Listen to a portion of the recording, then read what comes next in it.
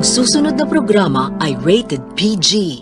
Ito ay nangangailangan ng patnubay at gabay ng magulang para sa mga batang manonood.